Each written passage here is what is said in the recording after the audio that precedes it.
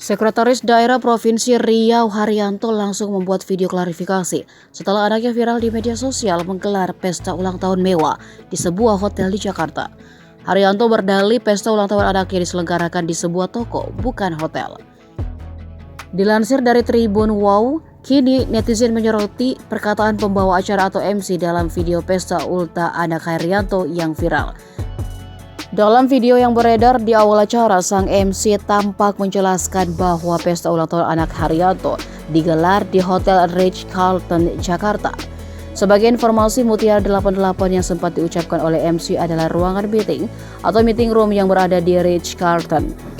Ruangan tersebut memiliki luas 44 meter persegi dengan kapasitas ratusan orang. Sebelumnya diberitakan video pesta ulang tahun anak Sekda Riau dibagikan oleh akun @partai_sosmed pada Senin 20 Maret. Namun kembali viral hingga menjadi trending Twitter.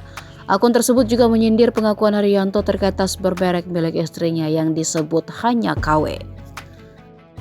Adapun saat dikonfirmasi terkait hal ini, Haryanto kembali membantah. Ia menampik acara tersebut dirayakan secara besar-besaran lantaran hanya diadakan di sebuah toko. Namun anehnya toko yang disebut memiliki nama serupa seperti hotel mewah bintang 5 yang terkenal secara internasional.